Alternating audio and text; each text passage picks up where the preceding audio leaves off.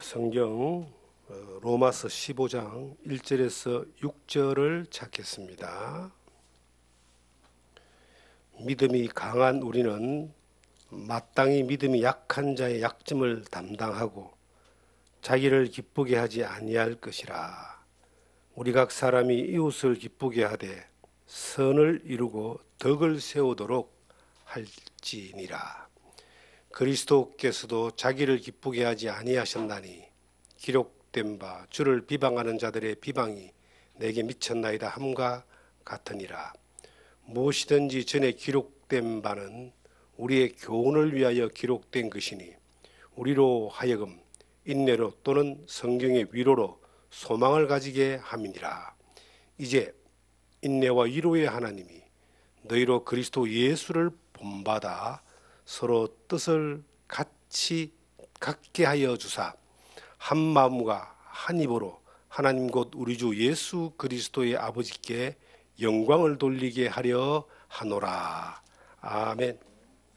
로마서 15장 1절에서 6절의 말씀을 통해서 그리스도 안에서 연합이라는 제목으로 오늘 함께 우리에게 주신 은혜를 나누기를 원합니다. 우리가 자기하고 동질된 사람들을 좋아합니다. 그래서 동질된 사람들, 같은 생각을 가지는 사람들하고 모임도 하고 친목도 하고 또 인생의 많은 시간들을 함께 보냅니다. 학교를 같은 곳에 나왔든지 아니면 고향이 같든지 아니면 성이 같든지 여러 가지 어떤 자기와 연결되어 있는 곳들을 쫓아갑니다. 얼마 전에 공무원을 하다가 퇴직하신 분을 이제 만나서 대화를 나누는데 그분이 원주가 고향인데 강릉에 파견 가가지고 몇 년 그렇게 근무를 했대요. 선거관리위원회 직책을 가지고 있는 분인데 강릉에 가서 3년인가 근무를 하면서 너무 힘들었다는 거예요. 왜 그러시냐고. 같은 강원도인데 그랬더니 같은 강원도라도 원주는 외지인이 약 80% 정도 되기 때문에 외지인이 들어와 살아도 그렇게 어려움이 없고 친하게 이렇게 자유롭게 살 수가 있는데 강릉을 가니까 외지인들이 발을 붙이기가 너무 힘들더라. 그러면서 자기가 공무원 중에서도 높은 직책에 있는데도 점심을 먹는데 점심시간에 자기들끼리 3, 3, 5 이렇게 짝져서 나가버리고 자기가 제일 높은 자리에 있는데도 혼자 밥 먹었다고 한 1년 정도 그랬다고 하는 거예요. 끼워주질 않는다는 거예요. 그래서 그 말을 듣고 웃으니까 하는 말이 야, 그가 살려면은 적어도 3가지는 있어야 되겠더라고 그러더라고요. 뭐냐 그랬더니 그 지역의 고등학교를 나오든지 하다못해 처갓집이 그곳이든지 아니면 성실하도 그곳에 있는 사람들하고 같아야지만이 어울리지 이 외지인이가 살기 참 힘든 곳이다라고 그렇게 이야기를 하더라고요. 저도 잠시 강릉에서 젊은 날 잠깐 살았던 적은 있는데 뭐 깊이 오래 살지 않았기 때문에 말만 들었지 살은 사람 이야기를 들으면서 야, 뭐라도 한국 사람들은 동질감을 가지고 연합할 수 있는 그러한 것들을 좋아하고 찾아가고 그렇게 하는구나 하는 것들을 새삼 그렇게 느꼈습니다. 대한민국의 가장 큰 인맥이 뭐 3대 인맥이라 그러잖아요. 전라도 출신이든가 호남 향후에 그리고 고려대학교를 나왔든가 아니면 해병대를 나왔든가 이 3대 인맥이 대한민국을 거의 움직이는 정도의 그런 대단한 인맥이다 이런 이야기도 오래전부터 들으면서 살아왔습니다. 그런데 예수를 믿는 사람, 신앙생활 하는 사람들은 그러한 것들로 하나 되지 않습니다. 그러한 것들보다 더 뛰어넘은 더 강한 그러한 동질감이 있는데 그것이 아버지가 하나라고 하는 겁니다.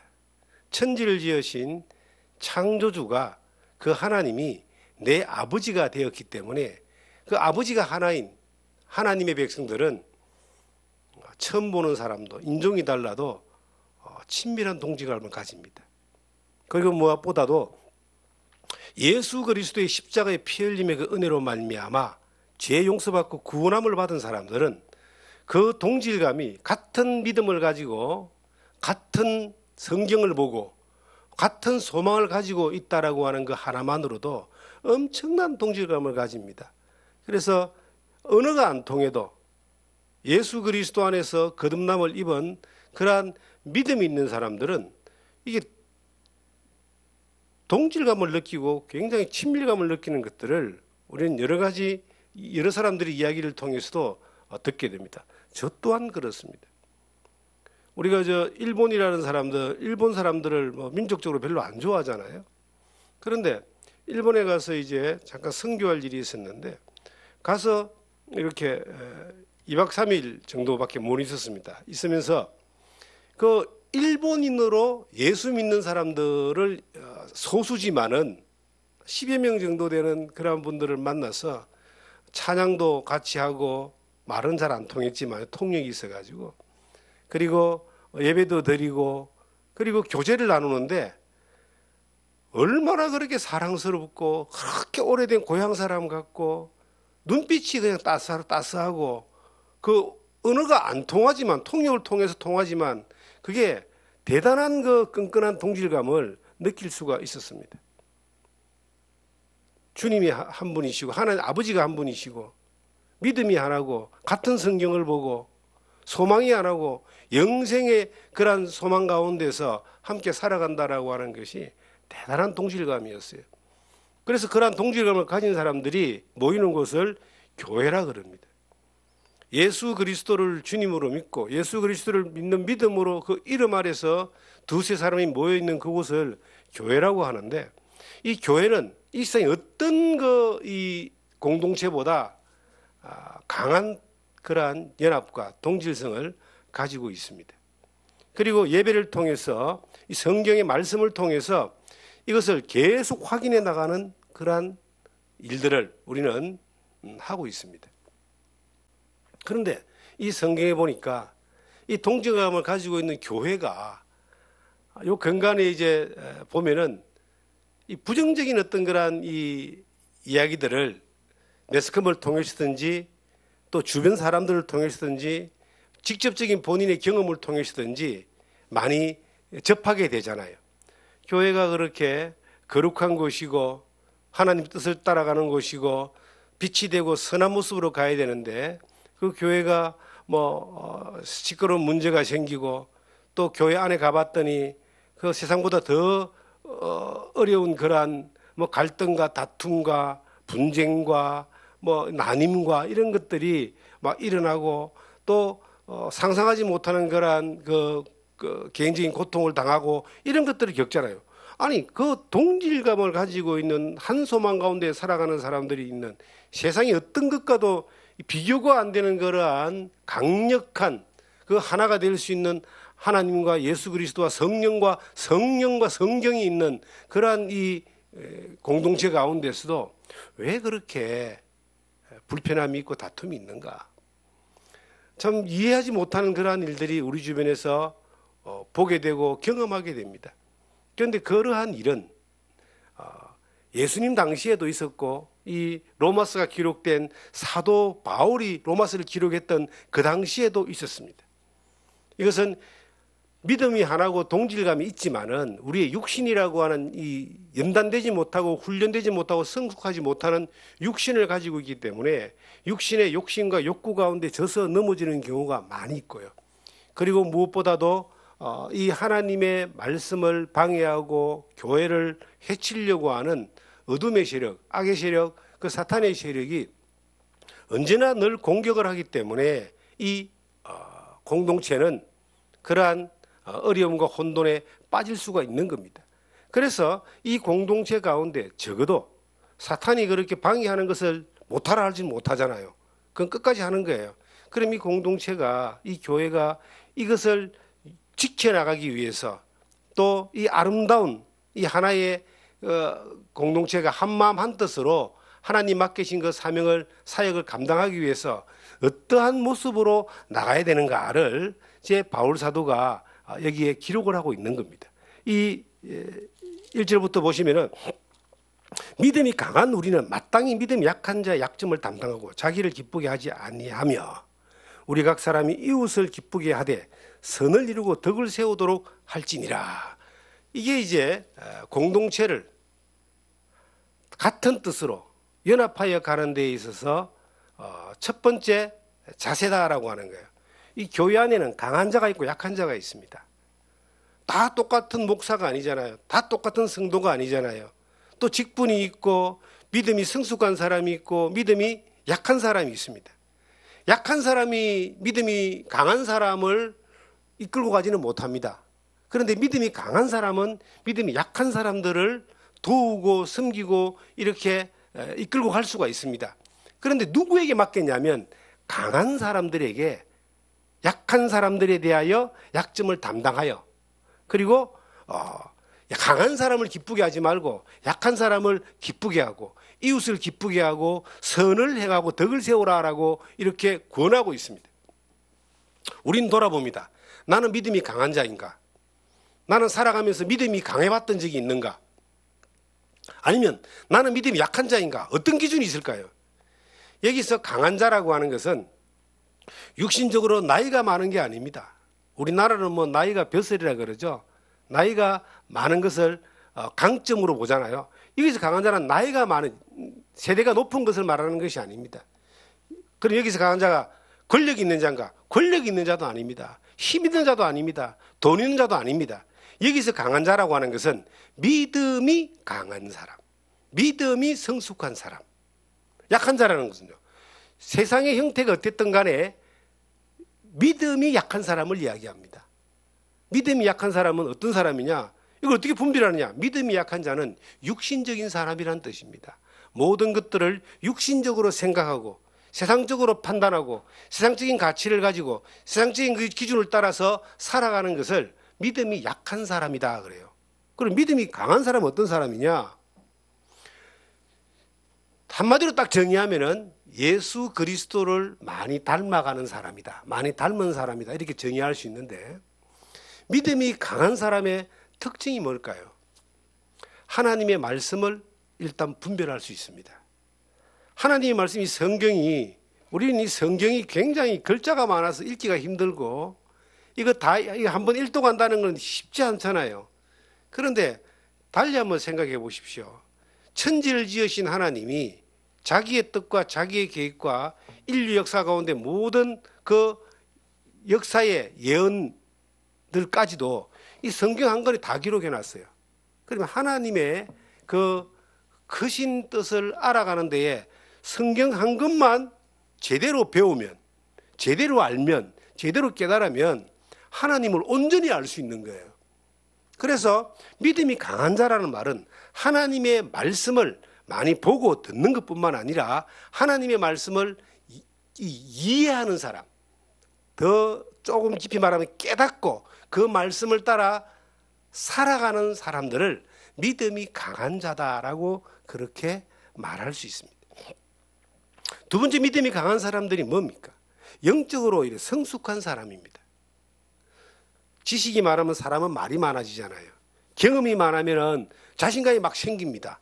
그리고 거기다가 돈까지 많으면 굉장히 목에 힘이 들어가잖아요. 그런데 성경을 많이 알면은, 하나님을 많이 알면은, 주님을 닮아가면은 정말 겸손해지죠. 그리고 정말 강해집니다. 세상의 유혹과 하나님 말씀을 공격하는 것들에 대하여 당당하게 서서 이것을 물리칠 수 있고 이길 수 있고 옳은 길로 의의 길로 살아가면서 연약한 사람들 또 하나님을 알지 못하는 사람들에게 이 진리의 말씀을 전할 수 있는, 그들을 이끌 수 있는 그러한 힘이 그들에게 나오는 겁니다. 이러한 사람들을 믿음이 강한 사람들이다 그래요. 영적으로 성숙한 사람들은 주님을 많이 닮는 사람들입니다. 교회 안에서 사람과 사람이 모이기 때문에 그 사람과 사람이 모이면은 육체의 모습이 나타날 수 있고 다툼이 나타날 수 있고 교만한 사람도 있을 수 있고 또한 진들리는 사람도 있을 수 있고 마음 상한 사람도 있을 수 있고 여러 형태가 있어요. 여러 형태가 있는데 사람과 사람이 모이지만 이곳에 성령이 함께 하시고 하나님의 말씀의 기준을 따라서 주님을 기쁘시게 하는 삶으로 살아가는 그러한 확실한 방향이 말씀 안에 정해져 있는 사람들은 연약한 사람들을 강한 사람들이 받아주는 겁니다. 그리고 그들을 돌보는 겁니다. 그들을 섬기는 겁니다. 마치 어떤 것 같을까요? 우리가 아이들이 2살, 3살 먹은 아이들이 어린이집에 갑니다. 어린이집에 가면은 아이들 집에서 이렇게 보면요, 얼마나 손이 많이 갑니까? 눈을 뗄 수가 없어요. 엄마들이 이제 어린이집에 보내놔요. 그러면 그곳에는 어린이집 선생님들이 계셔요. 유치원 가면 유치원 선생님들이 계셔요. 그 유치원 선생님들이 아이들을 5명 내지 이래 10명 정도 자기 반으로 데리고 있잖아요. 집에서 하는 행동이나 그 유치원 가서 하는 행동이나 아이들이 아이들인데 뭐가 다르겠어요. 그런데 그 선생님들이 그걸 다 봐주잖아요. 기저귀도 채워주고 음식도 챙겨 먹여주고 그리고 머리도 묶어주고 투정도 받아주고 안아주고. 왜 그럴까요? 선생이 아이들보다 강한 자이기 때문에, 선생이 아이들보다 성숙한 사람이기 때문에 당연히 아이들은 저렇게 마음대로 그렇게 자기 원하는 대로 하는 건 당연한 거니까 당연한 걸 여기고 그들을 성숙한 사람으로서 도와주고 케어하고 보살펴주고 문제를 해결해주고 그리고 양육하는 거예요. 저는 신앙생활도 교회생활도 마찬가지라고 봅니다. 다 똑같은 것이 아니라 믿음 안에 하나님을 많이 경험한 사람들은 말씀을 경험하고 삶 가운데 하나님 인도하심을 경험하고 그리고 하나님 뜻을 많이 경험한 사람들은 성숙한 사람들입니다. 그런데 그렇지 못한 사람들이 교회 가운데 항상 있는 거예요. 항상 그렇게 못한 사람들이 우리가 또 전도를 해서 또 교회를 오게 하고 오는 사람을 가르쳐서 양육하잖아요. 그러면 그들이 하는 그 일들은 지극히 당연한 육신적인 걸 가지고 본능적인 것을 따라서 행하면서 본능적인 힘을 따라서 말하고 본능적인 힘을 따라서 육체 욕구를 따라서 세상의 어떤 가치를 따라서 살아가는 건 당연한 거다. 그럼 그 당연한 것들에 대하여 성숙한 사람들은 어떻게 보느냐? 그걸 책망하고 그걸 또 고치려고 막 억지로 그냥 애를 써서 그렇게 힘들게 어렵게 하는 것이 아니라 그런 줄 알고 당연히 그렇기 때문에 그것을 기다리면서 필요한 걸 도우면서 그리고 가르치면서 세우면서 그렇게 보호하면서 함께 갈 때에 이 그리스도 안에서 아름다운 연합이 이루어지는 겁니다. 교회가 만약에 그런 육신에 속한 믿음이 연약한 사람들이 존재하지 않는다면은 그건 뭔 뜻일까요? 전도하지 않는다는 뜻입니다. 우리나라가 지금 굉장히 심각해요. 그게 뭐냐면은 아이들이 태어나지 않습니다. 결혼을 하지 않는 사람들이 첫째로 많이 있고 둘째는 결혼해서 아이를 안 놓는 사람들이 그렇게 많습니다. 저희 때만 해도 2명은 낳았습니다. 저희 앞 세대는 3명 내지 5명. 그리고 어떤 사람은 7, 8, 9, 10명이 있는 사람들이 제 친구 중에서도 자기가 10번째도 하는 사람들이 있었어요. 근데 요즘은 그런 사람은 정말 희귀종이죠. 찾기가 힘들죠. 요즘 1명도 낳기 힘들어 합니다. 아이들이 태어나지 않기 때문에 유치원들이 어린이집들이 문을 닫습니다. 학교가 아이들이 없으니까 통폐합을 합니다. 결국은 어떻게 되는가? 국가의 미래가 이게 어두워지는 거예요. 그래서 이제 이들이 계속 가면은 외국에 있는 사람들을 이민을 시켜가지고 다인종 국가가 되어가는 그런 쪽으로 간다 그래요. 아이들로 인하여 문제도 많지만 일어나지만 아이들이 태어나지 않으면 국가가 힘들어지죠. 교회도 마찬가지입니다. 교회가 믿음이 연약한 사람들이 존재하지 않는 교회. 이 말은 뭐냐면 믿음의 재생산이 일어나지 않는, 전도가 되지 않고 새로운 생명이 예수 믿는 사람으로 오지 않는 그러한 일들이 일어나는 거예요. 그러면 이제 성숙한 강한 사람들만이 모여 있다 봅시다. 그 당대, 그 시간, 그거는 어려운 일 안 하고 복잡한 일 안 하고 신경 안 쓰고 좋은데 그 다음 한 세대가 지나가고 나면은 그 교회는 문을 닫아 버려야 되는 거예요. 지금 유럽에 가면은 그 찬란했던 유럽의 기독교 문화가 거의 쇠퇴되어져 있습니다. 그래서 그 역사의 유수 깊은 그러한 교회들이 유지가 어려워서 팔려나가고 아니면 뭐 다른 목적으로 이렇게 건물이 바뀌어져 가고 이런 것들이 심심찮은 뉴스로 우리에게 전해지고 있습니다. 그게 뭐냐? 성숙한 사람들만 지내는 것을 쫓아가다 보니까 그 다음 세대가 일어나지 않기 때문에 한 세대 금방 지나가거든요. 금방 지나고 나니까 뭐가 없어요. 교회는 문 닫아야 되는 거예요. 그래서 교회가 어린아이가 막 떠들고 웃고 뛰다니고 그게 시끄러운 것이 아니라 그게 얼마나 좋은지 모릅니다. 어린아이가 없는 교회가 그게 희망이 없는 거예요. 우리나라에도 통계적으로 교회 학교가 존재하지 않는 교회가 지금 50%가 넘었습니다. 이전에는 20년 전만 해도 모든 교회마다 교회 학교가 있었어요. 주일 학교라 그랬죠. 그런데 지금은요, 교회 학교가 존재하지 않는 교회가 50% 넘는다니까요. 아이들이 없어요. 이 교회가 믿음이 내 편한 쪽으로, 내가 기쁜 쪽으로만 간다면은 어려운 일 안 하고, 신경 쓰는 일 안 하고, 힘쓰는 일 안 하고, 돌보는 일 안 하고, 나나 잘 살고, 나나 잘 지키고, 나나 잘 편안하게 살자고 이렇게 하면은 그게 행복하고 좋아 보이죠. 그런데요, 문제가 뭐가 되느냐? 세월이 조금 지나고 나면은 정말로 후회하고 적막한 상황이 생깁니다. 저희 삼촌 가운데 한 분이 결혼을 하지 않았습니다. 저보다 딱 10년이 나이가 많은데 그분이 결혼을 하지 않았기 때문에 자녀가 없잖아요. 그 젊은 날에는 자녀가 없기 때문에 너무 자유로웠어요.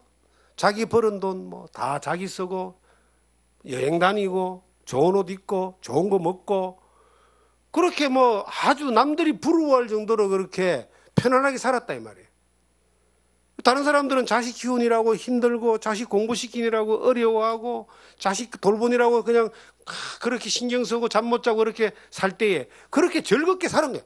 야, 정말 좋다. 그런데 문제가 뭐냐? 지금 나이가 70이 넘었어요.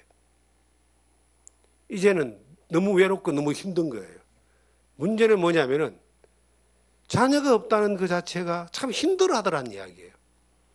그게 젊은 날 즐겁게 사는 것 때문에 오는 그 대가를 지불하는 거잖아요. 우리 세대 지금 젊은 사람들이 대충 그렇게 생각하고 살아요. 그렇게 삶으로 인해서 금방 지나고 난 20, 30년, 40년 지나고 나면은 정말 돌이킬 수 없는 후회를 하게 되는 겁니다. 전 교회도 마찬가지라고 봐요. 나를 기쁘게 하기 위해 사는 것이 성숙한 사람의 삶의 그 태도가 아닌 거예요. 연약한 사람을 기쁘게 하기 위해서 수고하고 힘쓰는 이것이 성숙한 사람의, 강한 사람의 그 태도입니다. 왜 우리가 자녀를 낳아서 그렇게 키웁니까? 이유가 뭘까요? 이유는 하나잖아요. 우리가 하나님 믿는 입장에서는 하나님의 영광을 위해서 우리에게 맡긴 사명을 다하는 거지만 일반적인 것도 그 자녀로 인하여 오는 기쁨이 차후에 크기 때문에 이게 국가적으로도 그렇고 개인적으로도 그렇고 가정적으로도 그렇고 대가는 지불되지만 미래가 있다는 거예요. 이 성경에 보니까 뭐라고 기록되어 있습니까? 1절에 후반절에 약한 자의 약점을 담당하고 자기를 기쁘게 하지 아니할 것이라 우리 각 사람이 이웃을 기쁘게 하되 선을 이루고 덕을 세우도록 할지니라. 나를 기쁘게 하는 이것이 아니라 약한 사람들, 이웃을 기쁘게 하고 덕을 세우고 선을 행하는 이것이 강한 사람의 특징이라는 거예요.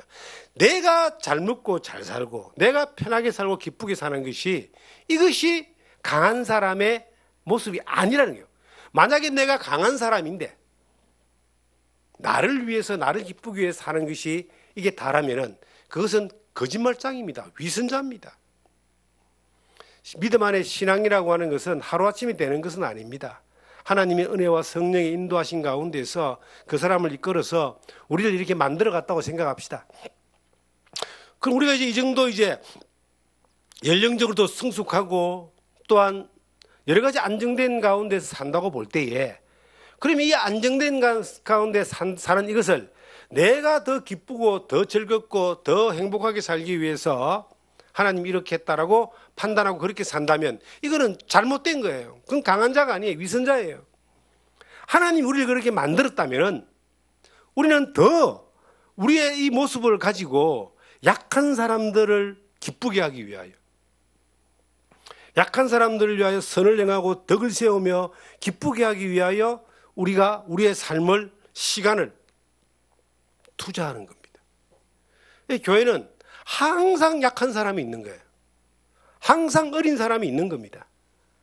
그러면 그 항상 약한 사람과 항상 어린 사람을 향하여 하나님이 기뻐하시는 것을 위하여 그들을 담당하고 그들을 보호하고 그들을 이끌어주며 그들을 인도하는 이것이 교회의 본 모습이고 성숙한 성도들의 이것은 의무이자 책임이자 그것은 도리라고 하는 겁니다. 그것이 안 되어지면 당대 그 순간은 편할지 몰라도 그 다음은 완전히 무너져 버립니다. 아무것도 없는 상황이 금방 와버린다는 거예요. 우리나라는 우리보다 앞선 선진국들을 따라갑니다. 그래서 우리는 일본을 많이 모방하고 미국을 따라가고 그리고 미국은 유럽을 따라왔단 말이에요. 그런데 교회도 마찬가지인 것 같아요.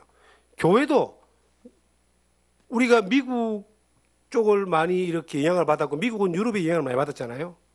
유럽이라고 하는 한 500년 전에 종교개혁 이후에 그 기독교의 중흥기를 이뤘던 그 곳이 거의 지금 쇠퇴기에 들어가 있다 그래요.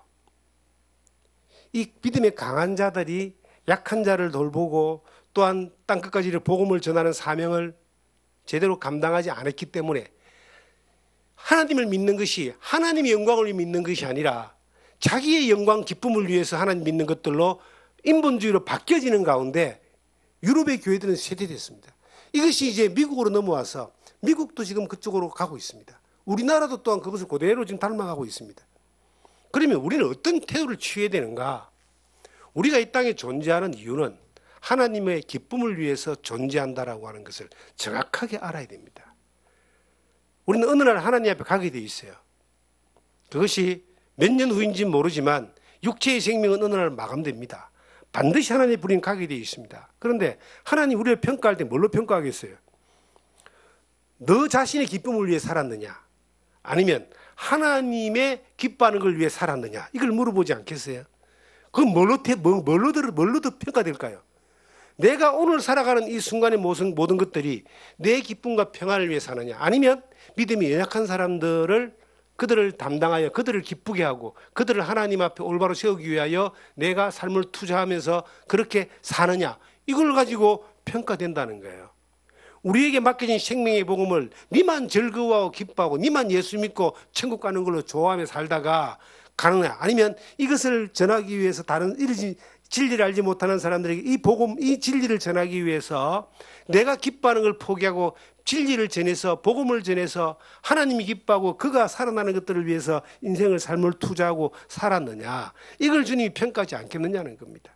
갈라디아서 1장을 보시면은 갈라디아서 1장을 보겠습니다.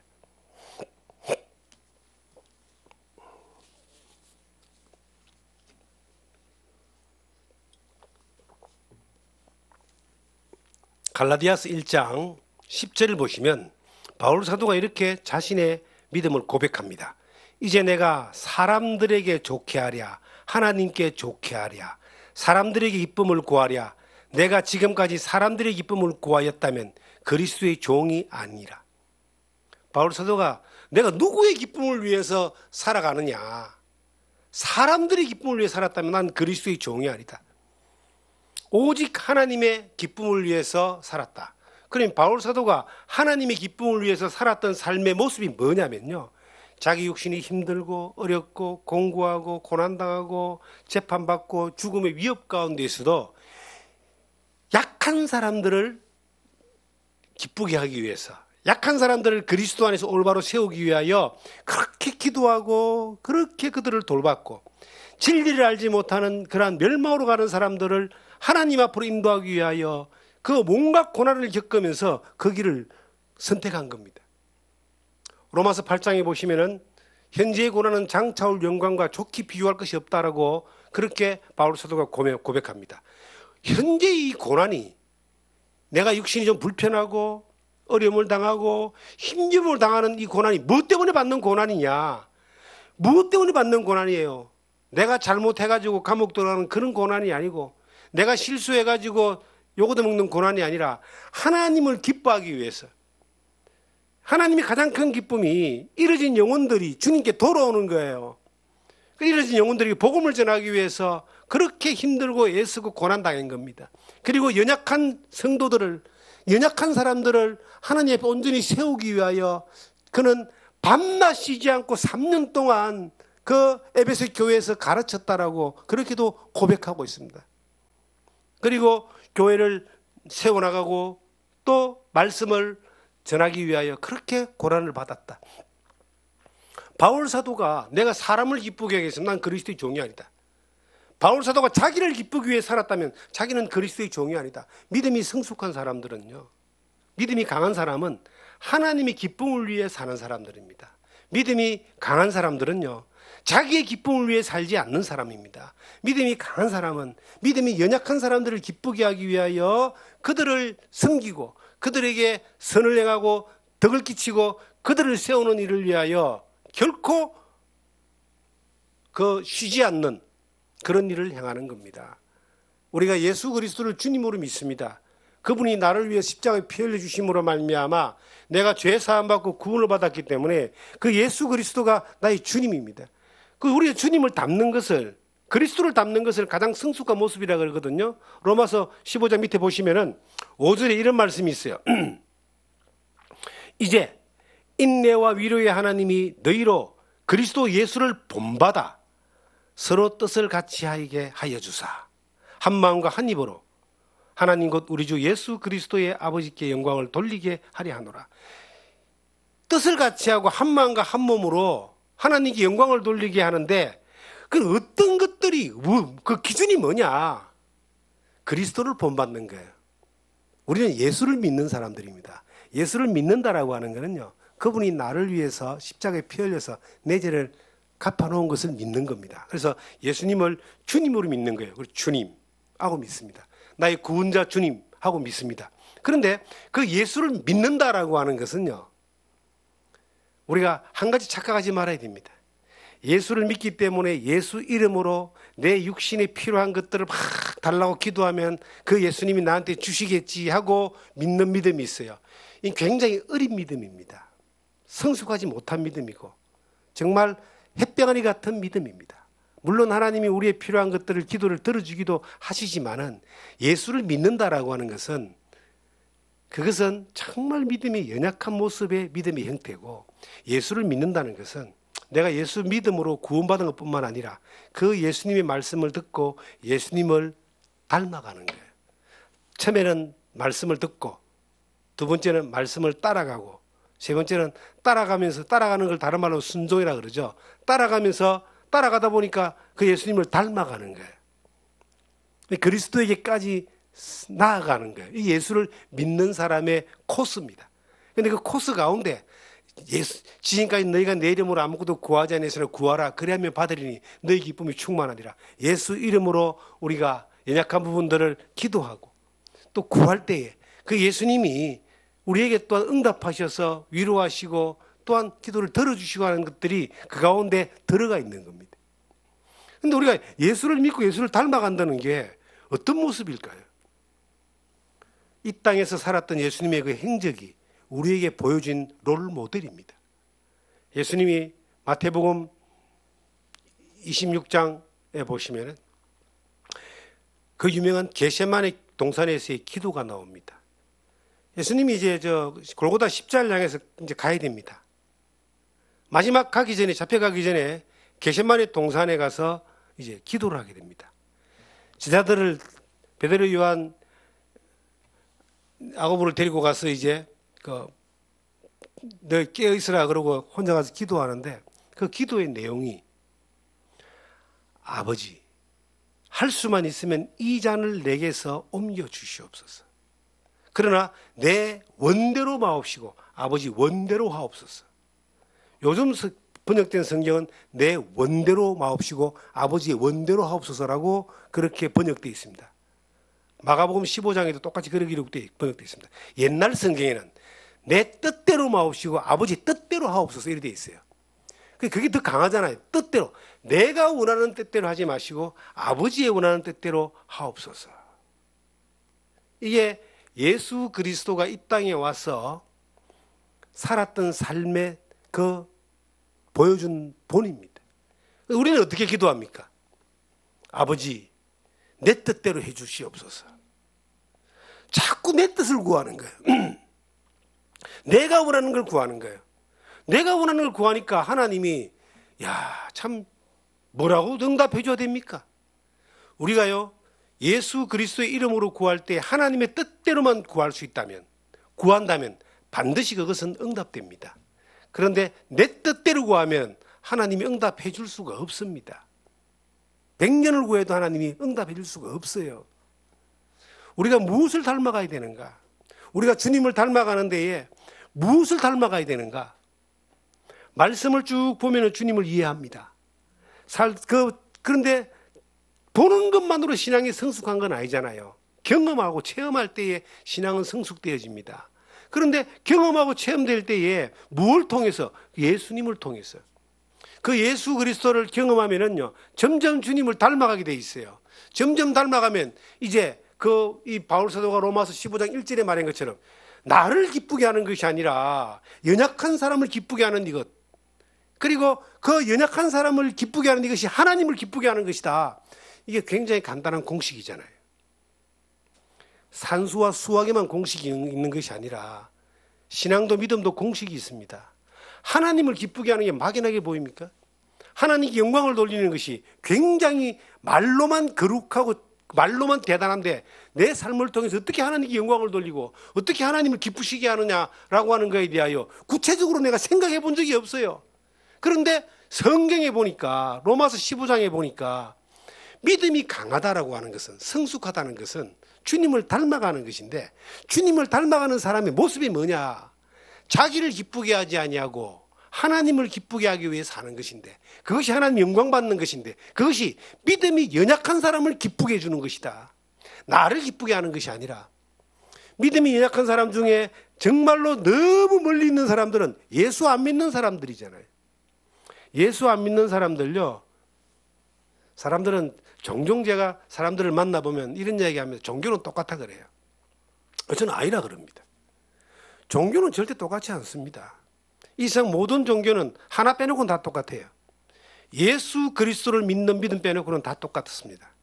거기서는 길이 없습니다. 찾으려고 애만 씁니다.